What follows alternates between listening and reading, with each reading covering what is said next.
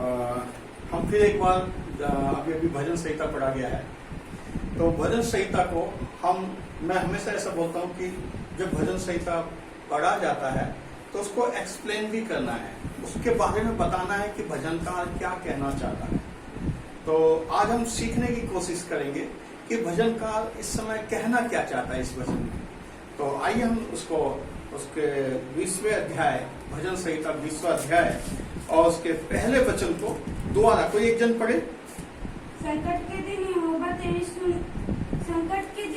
तेरी सुन ले, याकूब के परमेश्वर का नाम तुझे ऊंचे स्थान पर नियुक्त करे। संकट के दिन यहोवा तेरी सुन ले, याकूब के परमेश्वर का नाम तुझे ऊंचे स्थान पर नियुक्त करे। आगे ऊंची आवाज में कोई भी जन पढ़े प्लीज। फिर आप थोड़ा इधर आके बैठ सकते हैं, तो कोने में जाने की जरूरत नहीं प्लीज। वह पवित्र स्थान से तेरी सहायता करे और सियोन से तुझे संभाल ले। वह पवित्र स्थान से तेरी सहायता करे और सियोन से तुझे संभाल ले। आगे, वह तेरे सब अन्य बलियों को स्मरण करे और तेरे होम बलि को ग्रहण करे। हाँ, यहाँ पर ये जो याद तीसरा वचन है, इसको हम थोड़ा ध्यान दें। यहाँ पर कमाल की बात, ऐसा मैं कई बार सोचता हूँ कि जब सहायता करने की बात है तो यहाँ पर ये वाला तीसरा वाला वचन जो आया है वो क्यों आया है, क्या जरूरत है। हालेलुया। संकट के समय में क्या जब हम पुकार रहे हैं तो ये तीसरा वचन, वह तेरे सब अन्य बलियों को स्मरण करे और तेरे होम बलि को ग्रहण करे। हालेलुया। अभी याद आता है कि तेरे सब अन्य बलि, हमारा दान दशवांश, वो क्या करे, जो हमने परमेश्वर के राज्य के लिए किया है वो क्या करे, उसको याद करे। हालेलुया।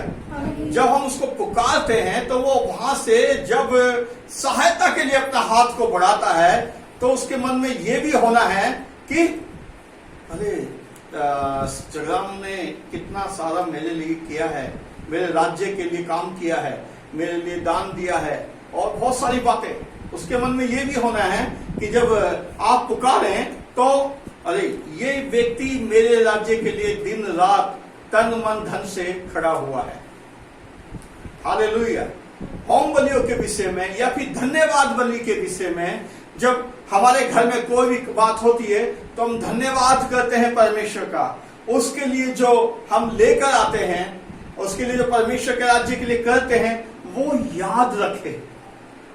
हालेलुया। हालेलुया। इससे दूसरा पहलू निकल कर आता है कि हम क्या परमेश्वर के राज्य के लिए देने के विषय में ईमानदार रहे हैं, अपना समय देने के लिए ईमानदार रहे हैं, प्रार्थना का समय, आराधना का समय, चर्च का समय या दूसरे प्रोग्रामों में जो प्रभु के राज्य के लिए किए जाते हैं उसमें हम अपना समय देने के लिए ईमानदार रहे हैं, या फिर जो हमने मन्नतें मानी है परमेश्वर के राज्य के लिए उसको देने के लिए हम ईमानदार रहे। हालेलुया। जब तीसरी बात आती है तो यहाँ पर सबसे ये हमें अपने आप से पूछना है, क्या हम ऐसे कि जब हम पुकारेंगे प्रभु मेरी सहायता कर और वो हमें नीचे उतर कर वो हमारे लिए सहायता करेगा, तो उसके मन में जब आएगा तो क्या आएगा।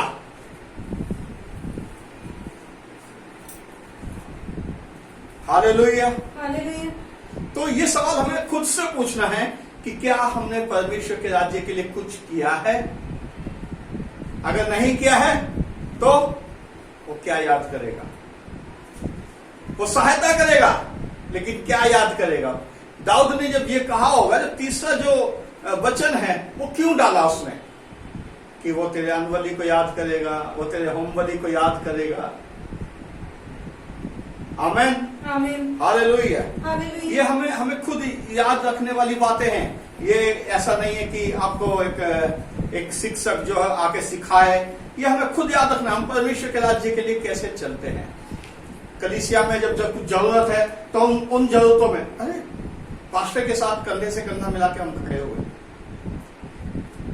चर्च के साथ कंधे से कंधा मिला के हम खड़े हुए हैं। सो वो याद रहेगा क्या, ये हमें खुद मनन करने वाली बात है कि हम ऐसा कर रहे हैं या फिर नहीं कर रहे हैं। कई बार हम तन से साथ होते हैं परमेश्वर के राज्य में, मन से साथ होते हैं, धन से साथ होते हैं, लेकिन तीनों से हम साथ नहीं होते। कई बार, अधिकतर नहीं होते। अगर हम धन दे रहे हैं तो हमारा कंधा, हम ऐसे होंगे एकदम, हम इतना पैसा देते हैं, बड़ी बड़ी सभाओं में बताएंगे। अगर मेहनत करेंगे, मेहनत करने वाले थोड़े कम होते हैं इस विषय में। और जिसका मन है वो मन से तो सही है, लेकिन तन और धन नहीं है। तो तीनों क्या हमने परमेश्वर के राज्य के लिए दिए? चर्च की बढ़ोतरी में मेरा हिस्सा क्या है? परमेश्वर की सेवकाई में मेरा हिस्सा क्या है? अगर मेरा हिस्सा नहीं है तो परमेश्वर मुझे संकट के दिन जब मैं पुकारूंगा तो वो क्या याद करेगा? वचन के अनुसार वो क्या याद करेगा? हालेलुया। हालेलुया। आगे हम पढ़ें। वह तेरे मन की इच्छा पूरी करे और तेरी सारी युक्ति को सफल करे। पढ़ते रहिए। तब हम तेरे उद्धार के कारण ऊंचे स्वर से हर्षित होकर गाएंगे और अपने परमेश्वर के नाम से झंडे खड़े करेंगे। यहोवा तुझे मुंह मांगा वरदान दे। आमीन। आमीन। यहाँ पर ये सिर्फ एक वचन से, एक वचन आधार बन गया है। जब हम परमेश्वर को पुकारेंगे तो सिर्फ ये एक वचन आधार बन गया है। हमारे अनबली और हमारे होम बलि, हमारा दान, दसवां, धन्यवाद बलि और सहायता बलि, चर्च की बढ़ोतरी के लिए जो दान देना है, और हमारे जीवन में जो भी कुछ होता है वो सब कुछ देना है। वो एक बेस बन गया। तभी आगे लिखा है, वह तेरे मन की इच्छा पूरी करे और तेरी सारी युक्ति को सफल करे। सारी युक्ति। हालेलुया। हालेलुया। और यहोवा तुझे मुंह मांगा वरदान दे।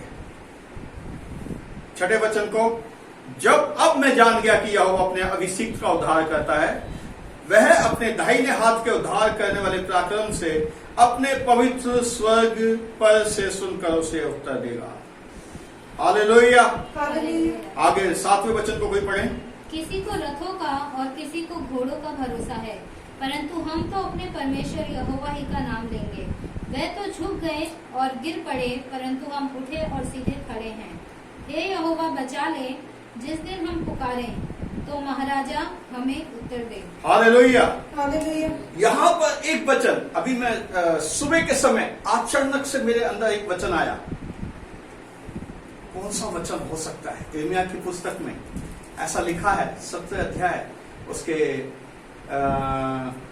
5वें वचन से, 5 या 7 वचन से, क्या ही धन्य है वो पुरुष जो परमेश्वर पे भरोसा करता है।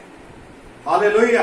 हालेलुया। 7वें अध्याय है ना, सब जो चेक कर लीजिए, ये यिर्मयाह की पुस्तक 7वें अध्याय। क्या ही धन्य है वो पुरुष जो यहोवा पे भरोसा करता है। और उससे पहले लिखा हुआ है, श्रापित है वो पुरुष जो मनुष्यों पे भरोसा करता है। हालेलुया। हालेलुया। मनुष्य पे भरोसा करने वाले सबके सब गिर जाएंगे। जो लोग मनुष्यों के कारण परमेश्वर के राज्य को या परमेश्वर को छोड़ देते हैं, वो सब गिर जाएंगे या गिराए जाएंगे। किसके द्वारा? जिस पर वो भरोसा करते हैं उन्हीं के द्वारा। लेकिन जो परमेश्वर पर भरोसा करते हैं वो, वही लिखा हुआ है, वो पढ़ेंगे 7वें अध्याय 5वें या 7वें वचन से पढ़ेंगे आप। धन्य है वह पुरुष जो यहोवा पर भरोसा रखता है, जिसने परमेश्वर को अपना आधार माना हो। आगे, वह उस वृक्ष के समान होगा जो नदी के किनारे लगा हो और उसकी जल के पास फैली हो। यस। जब धूप होगी तब उसको ना लगेगी, उसके पत्ते हरे रहेंगे और सूखे वर्ष में भी उनके विषय में कुछ चिंता न होगी, क्योंकि वह तब भी फलता रहेगा। आमेन। आमीन। हालेलुया। हालेलुया। परमेश्वर के जो भरोसे रहते हैं वो सूखे वर्षों में भी फलवंत होने वाले लोग हैं। आमेन। आमीन। लेकिन जो मनुष्यों पे भरोसा रखते हैं वो नाश हो जाएंगे। इससे पहले लिखा हुआ है 1 से 5 तक 6 तक लिखा हुआ है।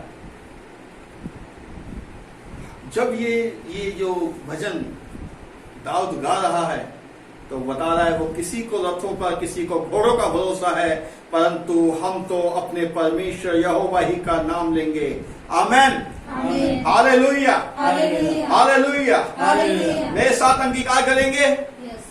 तो मेरे साथ अपने हाथों को उठा के बोले, किसी को रथों का किसी को घोड़ों का किसी को घोड़ों का किसी को घोड़ों का भरोसा है, भरोसा है। किसी को पैसे का, किसी को पैसे का किसी को पड़ोसी का, किसी को पड़ोसी का किसी को रिश्तेदारों का, किसी को रिश्तेदारों का किसी को अपनी पति या पत्नी का, किसी को अपने पति या पत्नी का किसी को अपने बच्चों का, किसी को अपने बच्चे का किसी को अपने माँ बाप का किसी को अपने माँ बाप का भरोसा होगा, भरोसा होगा। परंतु परंतु हम तो हम तो अपने परमेश्वर ही का अपने परमेश्वर ही का नाम लेंगे। नाम लेंगे। आमेन। आमीन। बाइबल में 8वें वचन में लिखा है, वे तो झुक गए और गिर पड़े, परंतु हम उठे और सीधे खड़े हैं।